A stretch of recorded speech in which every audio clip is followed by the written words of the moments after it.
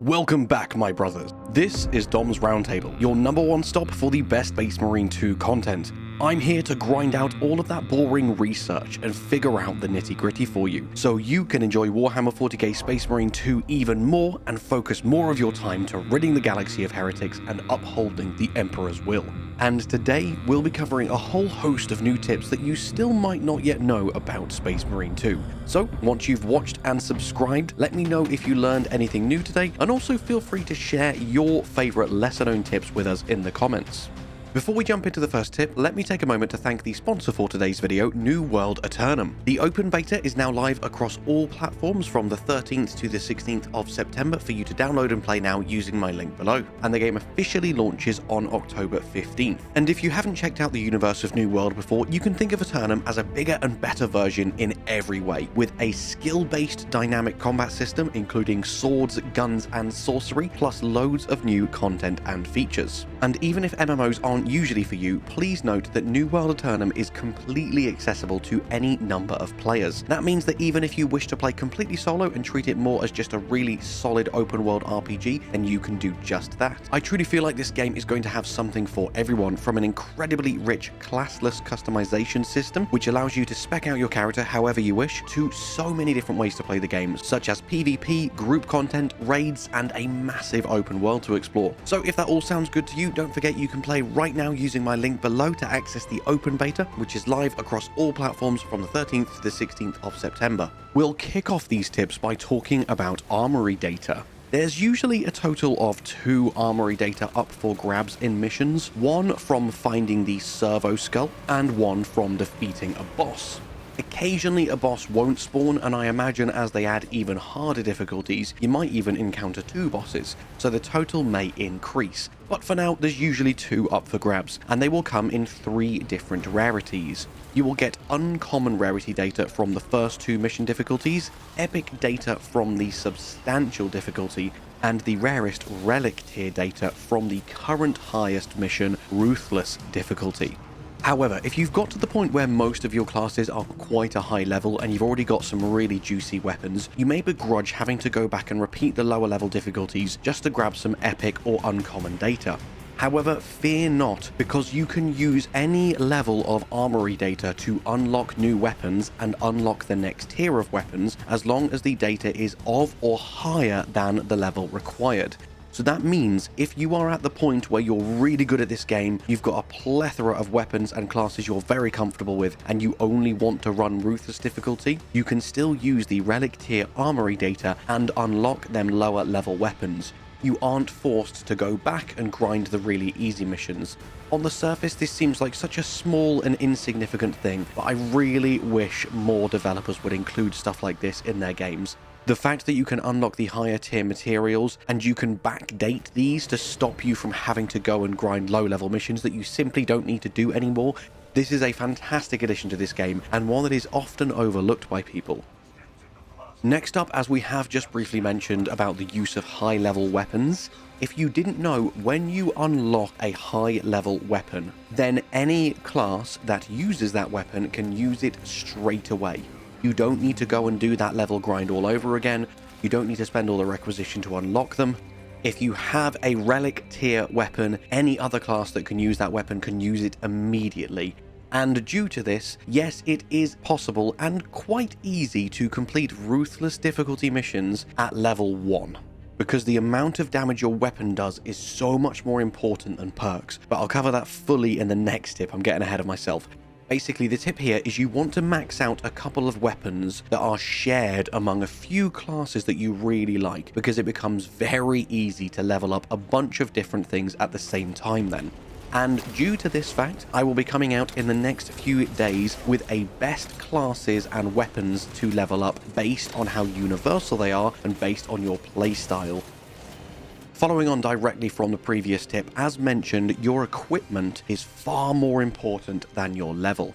Having a relic tier gun that has a strength of, say, 15, as opposed to its 5 strength common counterpart, is going to absolutely melt enemies on any difficulty, even at level 1. So you can jump into Ruthless and you won't really have much trouble. However, the only problem with this is currently the game does not show other players what equipment you're running. So if you try and go into a ruthless difficulty mission at level 1, you're most likely going to get rejected and or kicked. That is, unless you're in a pre-made group and people are aware of not only your equipment but also your skills and abilities.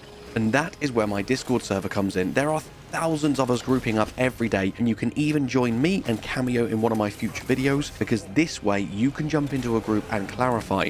It's okay guys, I know the class I'm playing is only level 1, but all of my weapons are already relicked here. I absolutely know what I'm doing, and I'm going to help you destroy this substantial difficulty mission with no issues. We've got a great group of guys in the Discord server, and it would be amazing to see you over here so we can all power level together. Next up, let's explain the Mortal Wound debuff. On lower mission difficulties, you will get this when you have been downed twice. On higher difficulties, however, you get it after you have been downed only once. And if you have a mortal wound on you, this means that the next time you go down, you will die. And you will stay dead for up to 2 whole minutes, where your team then have to make sure they stay alive until you can come back. However, did you know that if you use a Medicae stim to overheal your health bar, then it will actually remove the Mortal Wound debuff? You will know this has been successful, as you will get a pop-up saying Mortal Wound has been removed, and there will also no longer be a skull on your health bar at the top left. However, please do be aware, as one of my previous tips has stated in another video, you don't really want to be wasting stims. So only do this if you're still going to get pretty much maximum usage out of the stim. You don't want to go wasting them just to get rid of that mortal wound buff, because there is potentially a better and more efficient way to do it, and that leads me perfectly onto tip number 5. Following on from the previous tip, now we'll talk about the Guardian Relic and how this works in tandem with the Mortal Wound debuff. So the first time you go down, if you have a Guardian Relic on you, it will prompt you to press the corresponding button and you can immediately get yourself back up again. However, please never, ever, ever do this. If you are just downed with a Guardian Relic on you, always let a teammate come and pick you up. And if a teammate can't get to you and you are literally like 2 seconds away from dying, then feel free to use it. But don't waste it if it looks like a teammate may be able to come and pick you up. The reason is because if you then go down a second time with the Mortal Wound state active, your Guardian Relic will automatically use itself and will stop you from going into the 120 seconds of permadeath. Your Guardian Relic will bring you back just as normal and will even remove the Mortal Wound for you. So basically, with a Guardian Relic, you can now go down 3 times instead of 1. It is very, very powerful, so always make sure you let it do its thing rather than wasting it on your first down.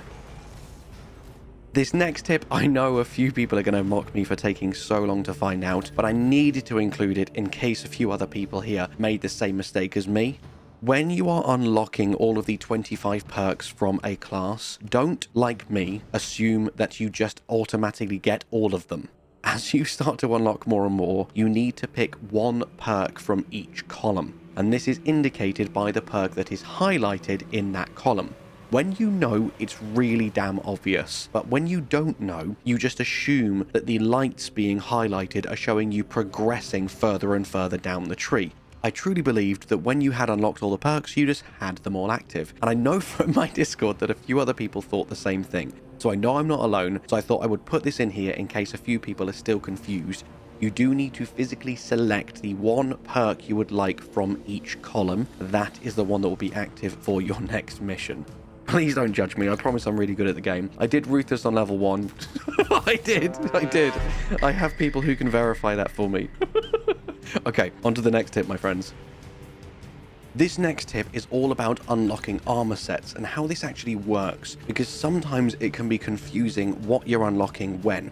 So for instance, if I look at the last 2 full armor sets that I will unlock for this class, as you can see, it says I'm going to unlock them after I achieve victory in 37 missions and 36 missions respectively. However, this very well may be bugged at the moment because this isn't quite right.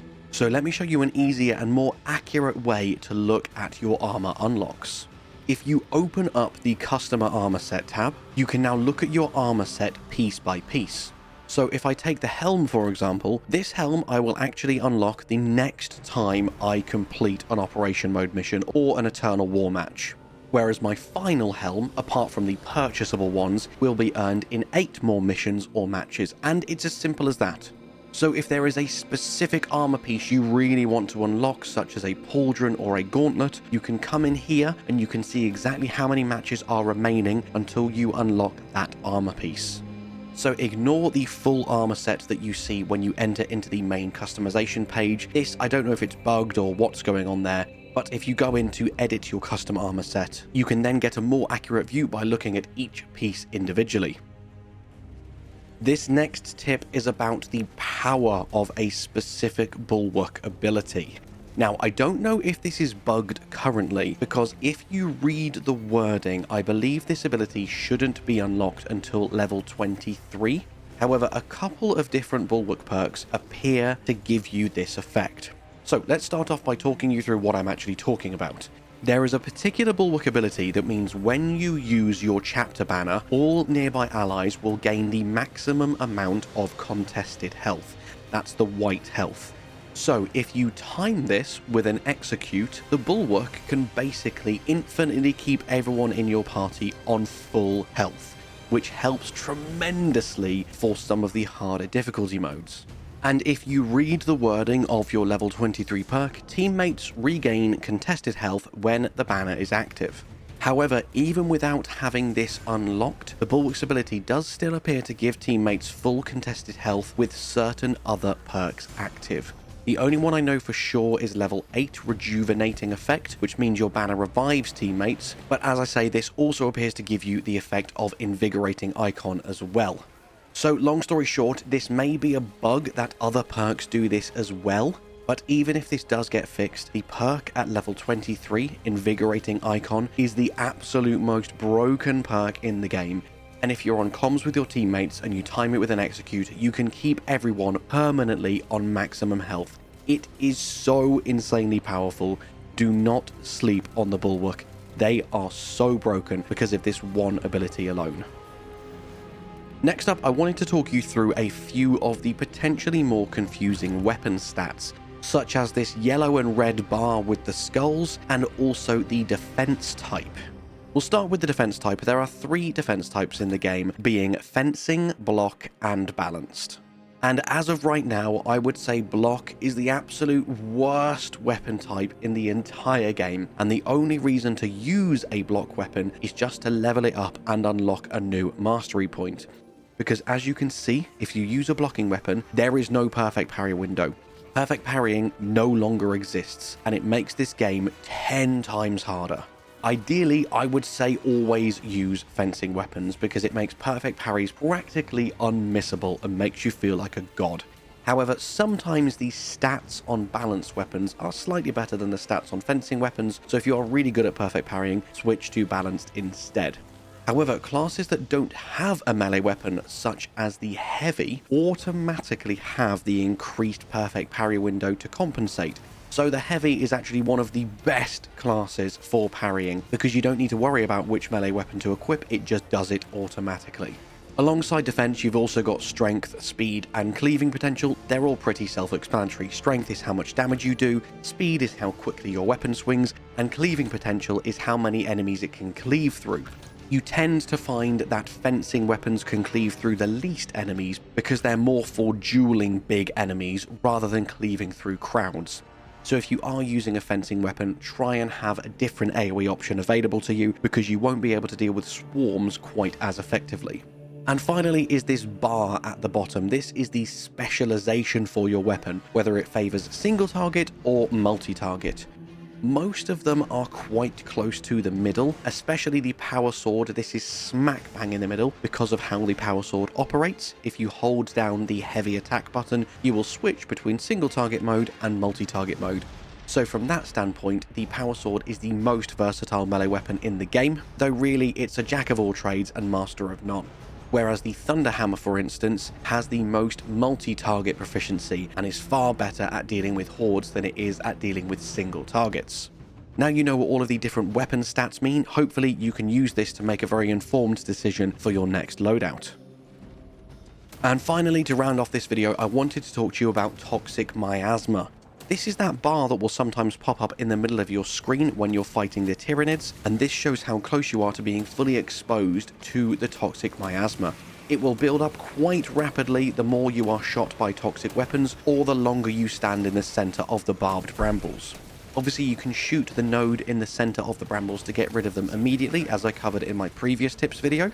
But if you do accidentally get fully toxic miasma'd up, it can be very hard to continue on the fight. So even if you're quite close to maximum health, it may be worth hopping a Medicae stim, because it will instantly remove the toxic miasma, stopping you from taking lots of unnecessary damage from all the enemies you can now no longer see. And that is it, my friends, for this tips video. As I say, make sure you subscribe for lots more Space Marine 2 content. Hopefully I'll get to see you and chat to you in my Discord server. And apart from that, as always, all that's left for me to say is thank you so much for watching. I hope you have an amazing day, and I'll see you in the next one. Bye-bye.